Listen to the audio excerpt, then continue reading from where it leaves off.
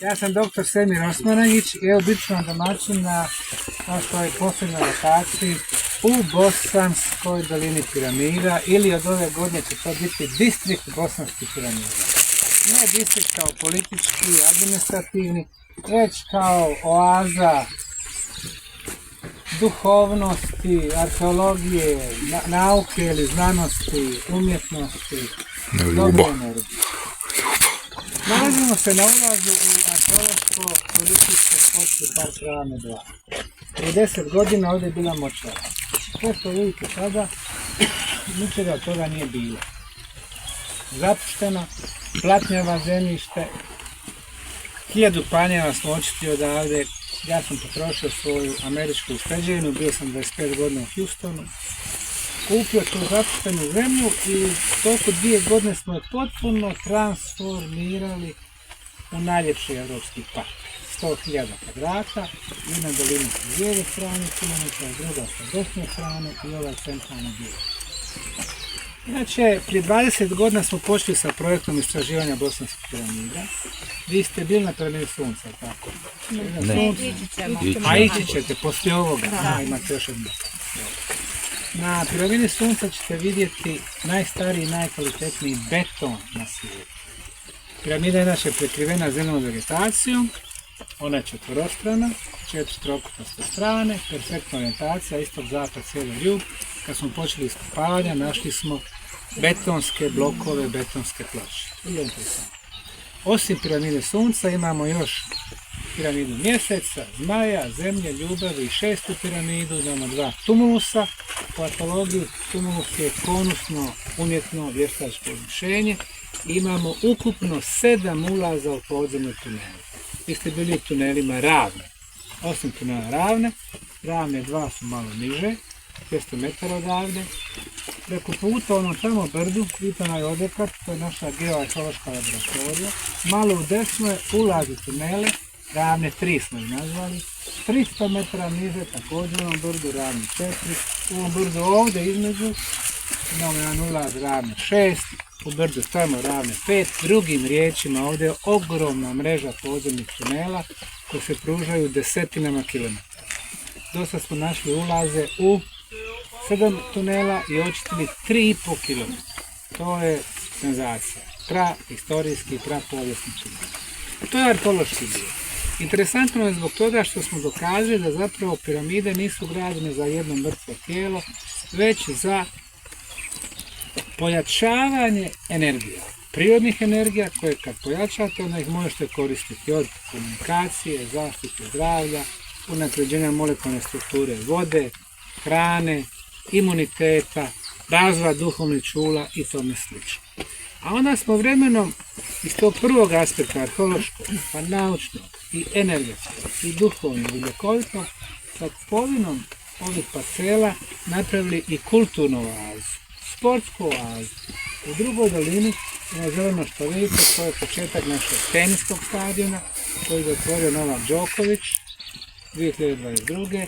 Imamo šarkaški, za odbojku i tako dalje. Imamo 65 paviljona i to je kao zeleno natkrivene male paviljone. Pokazat ćemo neke od tih paviljona. Drugim riječima napravljeno je nešto što zapravo u svijetu ne postoji. Kada smo sve ovo napravili, onda smo supruga i ja poklonili ovaj park fondaciji koja rukovodi istraživanjima. Naziv fondacije je Arheološki park Bosanska piramida Sunca. U parku na ovom drugom posteru stoji, nema alkohola, nema roštilja, nema vike, to je park jedne dobre energije, duhovnosti, mira, spokoja, harmonije sa prirodom. Možemo polako krenuti. Ovo nam je poklon naše prijateljice iz Slovenije koja se zove Vesna. A nazvala ju je ona, Ži. Znači nema neko posebno ime, zašto? Zato što ona predstavlja sve žene, predstavlja žensku energiju. Energiju ljubavi, energiju osjećanja, energiju suosjećanja. Mi imamo dakle mušku i žensku energiju. Muška energija, energija samopouzdanja, snage i tako dalje. I svako od nas, bez obzira jesmo li muško ili žensko, mora imati i jednu i drugu energiju u balansu. Ukoliko je ženska energija dominantna, vi znate, nekad čujemo od naših roditelja, joj, niko neće da nas obiđe, niko neće da nam ovo, niko nas ne voli.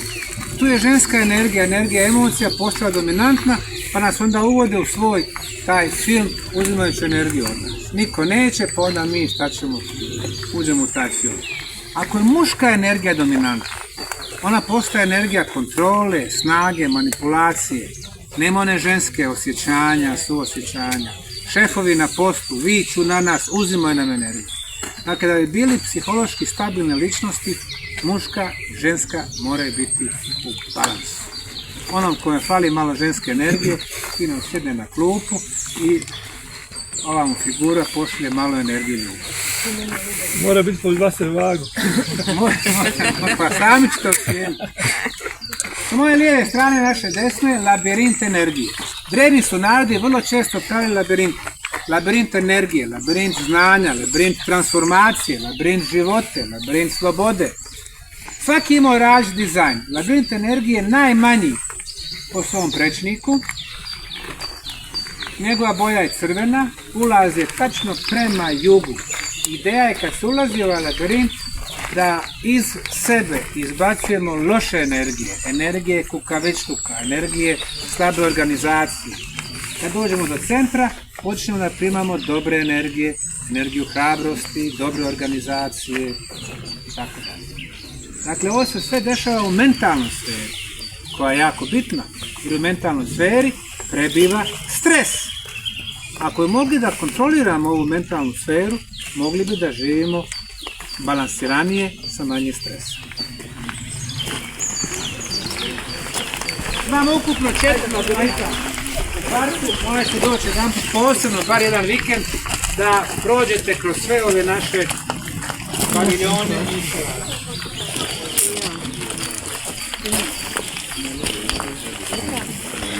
Ćemo ići? Ćemo ući unutra. Zovemo sve piramide svijeta. Školama nas učene su piramide građene u Egiptu i Meksiku. Piramide su građene na svih 6 kontinenata u više od 30 zemalja, kako se pokazuju i moja istraživanja. Dali smo fotografije različitih piramida od Južne Amerike, Peru, Bolivija, preko Središnje Amerike, Honduras, Guatemala, Salvador, Bolivija, Meksiko, zatim SAD-a, onda Afrike, imamo ih u Sudanu, imamo ih u Egiptu, 155, Sudan 224, Mauricius 7, Kanari 104 piramide, najviše na Tenerifama, imamo ih u Aziji, Kambodža, prve pa Khofke piramida, Indonezija, Gunung Padang, 27.000 godina stara, imamo ih u Kini više od 250 u centralnoj provinciji Shaanxi, u Evropi imamo u Španjolskoj, Valencija, 3 piramide, u Italiji 43 na Siciliji, 1 na Sardiniji. Drugim riječima, svijet prošlosti je bio svijet piramida. Kad nam djeca prođu ovo i kad dođu sutra u školu pa im nastavnici i učiteljice govore piramide je građene u Egiptu, Meksiku, kažu ne učiteljice, građene su na svim kontinentima. Dakle, park ima upravo i to, jednu obrazovnu funkciju. A ovi putokazi imaju naslov piramide, državu, smjer kretanja, vamo jug, vidite Havara piramide u Egiptu ili Sakara piramide, Sakara to na Džoserova i tako dalje, a ovo je jug. Ajde. Jebote.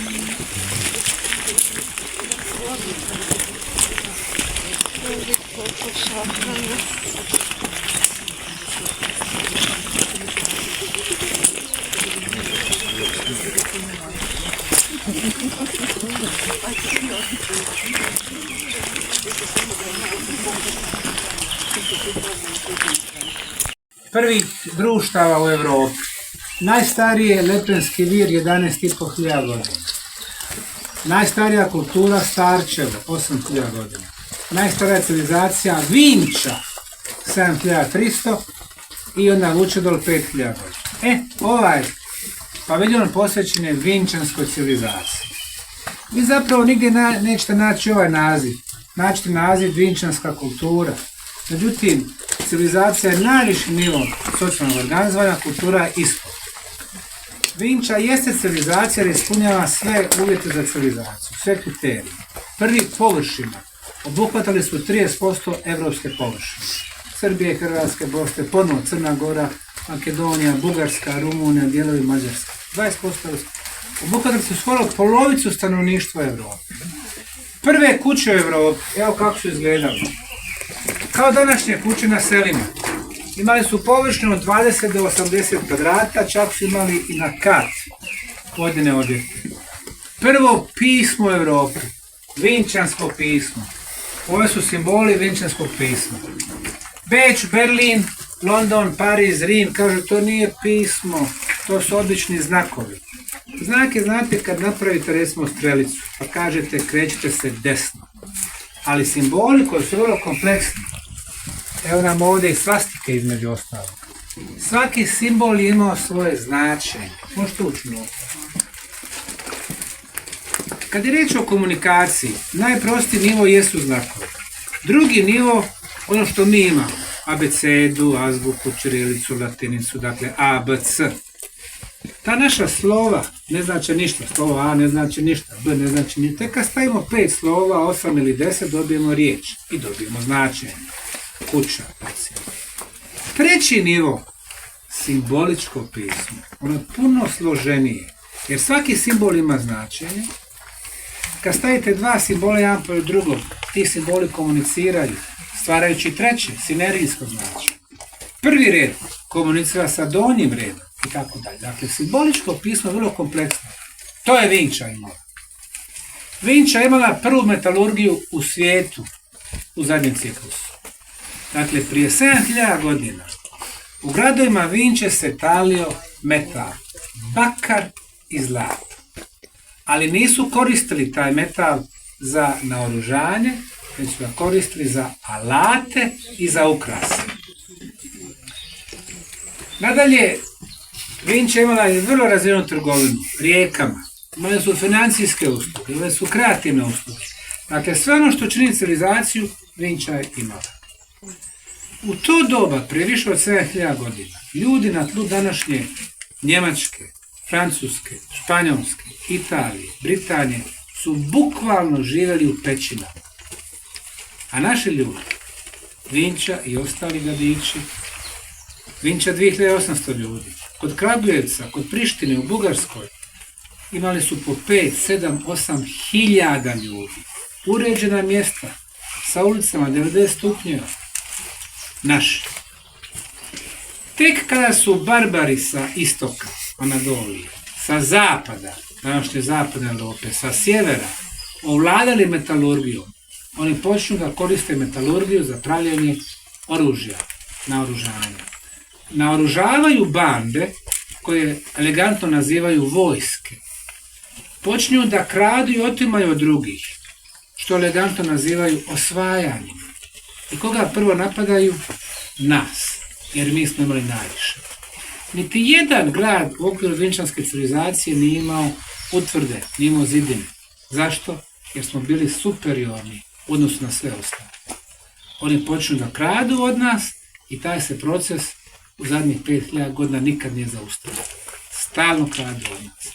Nekad na taj način, najčešće oružje, antički Rim je bio najgori, srednji vijek jako loš, danas putem novca, putem štampaju nekakve novčanice, mi se zadužujemo, onda nam uzimaju na taj način, ne vraćamo nazovi kredite i tome slično. Dakle, to je jedan proces koji traje već dugo i set vrijednosti koje je imala Vinča je bio onaj gdje ukoliko ste bili spretni, radini, koliko ste bili kreativni, imat ćete. Sad je došao drugi set vrijednosti, ako ste beskrupulozni, ako ste nasilni, ako zveckate oružje, onda ćete imati. Mogu se samo nadati da će doći ponovo doba kada će set vrijednosti Vinče, naših predaka, ponovo biti vladajući u svijetu. I na koncu, u 3 grada Vinče nađeno je 2000 artefakata. Evo ovdje tih fotografija artefakata. Nalaze se najčešće u muzeju Beograda. Pogledajte ovo lice. Ima trokutastu glavu. Mi baš nemamo trokutastu glavu. Ovdje nema kose. Ovo je kružni glav. ima izdužene oči. Trokutasta glava, izdužene oči, trokutasta glava, izdužene oči. Evo figure ovdje. Evo figure ovdje. Da li je ovo ljudska figura? Ne bih rekao. Kad čovjek razmišlja odakle vinči to znanje od poljoprivrede, arhitekture, metalurgije, pisma, a ostatak Evrope živi u mraku, kao da je neko ta znanja donio. Kraljica Teuta. Nažalost, u školama ne učimo o njoj. To je naša kraljica koja je vladala najvećom ilirskom zajednicom u 3. vijeku, 3. stoljeću prije nove ere. Tačnije od 231. do 228. godine prije nove ere. Nakon što su Grci otrovali njenog muža Agrona, jer čovjek je osvajao grčke polise, pa su ga otrovali. A onda su plasirali tezu da se on opijao svaki put poslije bitke, pa je zbog toga umro. 2,5-3 godine vladala i možda čak nije bila ni kraljica, ona je bila regent, jer njen posinak, Pines, nije bio punoljetan. U te 2,5-3 godine ljudi su zapamtili njeno vladanje kao jedne dobre vladarice. Međutim, ono što o njoj znamo, to je ono što nam prenose naši osvajači, antički Rim, koji kažu za nju da je bila ohola, kratkovida i da je bila nepromišljena i na čelu gusarskih bandi koji su iz doline Neretve napadali mirne rimske brodove. Kada je to mirni rimski brodovi, ona ih napadala i onda se Rim odlučio da je kazni, pa je osvojio čitav taj teritorij, počeo da krade i osvaja. Međutim, mi imamo usmena predanja o kraljici Teuti. Naši povjesničari prihvataju rimske verzije gdje ona imala jako mali teritorij od Neretve pa do Crne Gore. Međutim, postoje predanja koja kažu da je ona između današnje općine Ključ i Jajce, općine Jezero, to je već krajina, da je tamo imala svoju rezidenciju. Napravio se jedan otok, rijeka Pliva, rezidenciju, odatle je vladala dijelom godine. Onda Borak kod Širokog brijega od Hercegovine, tamo imala svoju rezidenciju. Imala je na Šolti rezidenciju, imala je na Hvaru 2 rezidencije, imala je u Risnu, Crnoj Gori rezidenciju. Dakle, velika teritorija, najveća teritorija tadašnjih ilirskih zajednica. A onda, među legendama o njoj, veže se za ribare iz Ploča. To je bilo doba kad nije bilo hrane, kad je bila glad, pa ovi ribari nisu mogli naći ribu uz kraj, pa su morali isploviti na otvoreno more, na Jadransko more. Uhvatila ih je velika oluja, veliki valovi, vjetar, oni u malim barkama, malim brodićima i bili su svi osuđeni na propast. A onda dolazi veliki kraljevski brod u kome je bila kraljica Teuta i sve ih spašava. Od tada za ribare iz Ploča, kada isplovljavaju na otvoreno more, postoji izreka: neka vas Bog i Teuta čuvaju. To su naša usmena predanja na koja se nekad važnije osloniti nego na naše povjesničare koji prihvataju verzije naših osvajača. To je riječni konglomerat. Ono isto što ste vidjeli u tunelu nalazi se s vanjske strane u vidu betone. Neko je zlijevao višak kad je ovdje pravio ostatke formacije. Prijeđite slobodno ovdje, možete se primaknuti vamo. 2006. godine u aprilu mjesecu se ovdje čisti red materijala i ovo je prva sekcija sa 4,5 metra dužine, 1,5 širine i dune 45 cm.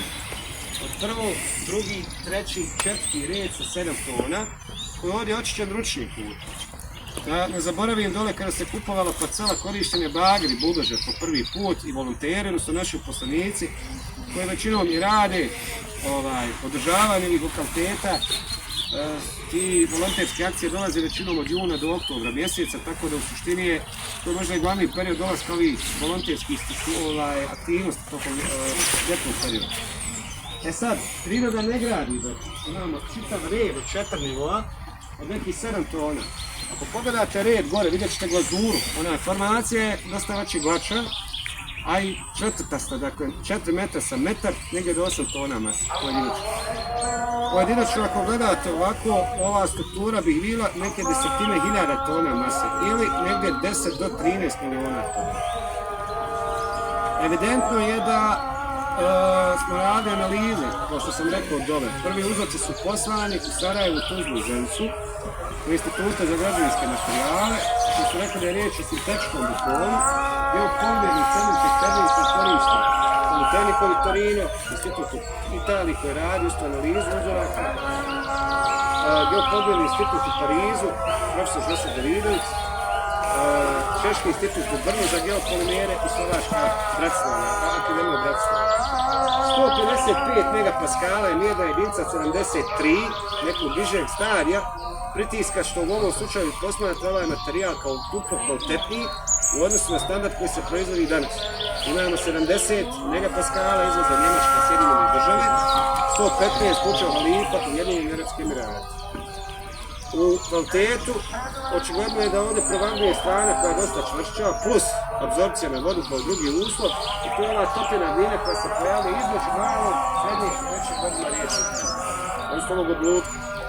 Dio materijala je zatečen ovako, pošto je tokom vremena zemlja se nanosila. Ja sam dole nagovijestio jer je Pedološki institut radio istraživanje ove zemlje. Čak imamo i potpis ovdje kod profesora Resulovića, tako je već bio živ u tom periodu prije 15 godina. Ovo je rezultat neke globalne kataklizme u periodu pri kraju, ili tokom zadnjeg ledenog doba, kada se Glečer otapao sa sjevernog dijela Evrope i tada je veća količina plimnih katastrofa pogodila u dolinu da bi se ovaj materijal uništio. Ovo drveće je mediteranskog porijekla. Mi gospodo nismo na moru, ovo je Sarajevsko-Zenička kotlina, sami centar Bosne i Hercegovine. 60. godina za vrijeme Jugoslavije, socijalističke, ovdje su rađena pošumljavanja iz razloga da ne bi došlo do klizišta i ovo je Pinus silvestris. Korijenje ovog drveća ide u okolitom pravcu što još veću enigmu stvara u slučaju da bi prošao duboko dole, onda bi ovo već bila neka stijena. Međutim, ovdje već imamo čvrstu formiranu cjelinu koja u suštini, kad se pogleda taj dio, skoro vide okomito ne ide preko dole. To je recimo rezultat na mediteranskom drveću koji imamo dole na Dinaridu, odnosno kod vas dole, kod Dalmatinskog plina. Ovaj dio je interesantan još iz razloga zato što smo prvi put, kada smo čistili blokove, pored ovih navedenih analiza, našli jedan komad list drveta, koji ovdje pronađe, tačno je ovaj čovjek stoji, 4A sekcija, je preko italijanskog ekspertnog tima, kako je čišćena malo dublje, nađen je list na površinskom redu blokova, koji je stvari glavni artefakt vezan za samu starost betona. Nekoliko godina nakon objave ovog Pedološkog instituta, da napomenem, možda vam je dr. Samir rekao, mi smo do sad imali 6 naučnih konferencija, odnosno 7, pardon, 8 se treba održati tokom ove godine u junu i lipnju mjesecu, gdje se očekuju ovi predavači koji su neki dole izloženi na table, profesora Valerija Uvarova, gospodina Klausa Done. To su istraživači koji se bave energetskim fenomenima piramida, odnosno koji su već poznati potrebe da istražuju neke arheološke cjeline koje su dosta starije po historijskom, u tom, ajmo reći, povijesnom značaju, ali nisu zvanično navedeni u historijskim udžbenicima. List drveta koji je nađen gore, 24.800 godina je porijekla. Oba navrata ti listovi su testirani u Ukrajini u radiokarbonskom institutu, gdje je time potvrđeno da postoji stariji format, što je već logično da je već zemlja prekrila kosli, a sa druge strane taj list se preko te C14 metode može datirati. On je već pao nanosom vjetra na površinski red blokova, a drugi koji smo našli iznad ovih tabli, odnosno na sekciji koja ima znači jednu vrstu šupljine, on je bio zaglavljen između prvog i drugog reda blokova. Tamo za vrijeme 2013. godine i te ljetne sezone pojavljuje se dr. Timothy G. Moon, Timothy Moon, koji se u suštini kao arheolog ovdje angažovao u projektu kao projekt menadžer u to vrijeme i on je našao taj list u prekopu. Mi već imamo interesantne materijale koji su dosta kapacitetniji od današnjeg standarda, da ne govorim da 1% ovdje ne dolazi duboko voda, 3% cementalni osnovi gdje god je višak leda, taj beton puca nerijetko iznutra, što je interval koji je očigledno ili topljen ili izliven. Očigledno je da je neko imao građevinskog znanja u to vrijeme, samo što je ovo jako star period i kosi se sa neolitskim primitivnim barbarima koji su ovdje živjeli kao na Balkanu i koji po nikod razno ne mogu kao biti kreatori ovih piramida, rode kao nema faraona.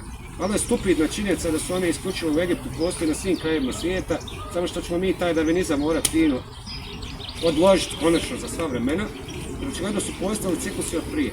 Nove metode istraživanja mogu pokazati dosta stvari nego što je manje više bilo poznato prije 30 do 40 godina. Zato imamo elektroinženjere, ultrazvuk smo gore našli, Schumanovu frekvenciju, čak i prisustvo ovih, kako već zovu, negativni ioni. Vi ste vjerovatno, pošto ste već detaljnije obišli tunele i doktor vam je pričao, vidjeli kako utjecaj tih zračenja imaju efekta kod ljudi koji se bave meditacijom, koji općenito mogu primijetiti da se ovdje jako niska frekvencija ili štetna radijacija mjeri. Po tom pitanju električni kablovi, odnosno Wi-Fi priključci, sve što danas imamo u modernom tehničkom smislu, u većem industrijskom kapacitetu, relativno je manjeg dijela, u odnosu na ovaj dio koji ima konstantnu Schumanovu frekvenciju i koji se još ultrazvučni fenomen koji je mjerljiv na vrlo zove se ili ga zovu skalarni talas. Ovo je po statistici i najstariji ikad pravljen beton u istoriji civilizacije. Ja ću prići do 2 table ako nemate za sad pitanja i da završim, vjerujem da ste umorni, da kontate u sebi, hajde sad ću vam še završiti i odradi svoj dio posla do ovdje mi je, ićete polako, ali imamo 2 minute, to vam je kraj. Pački je to još neki par koraka.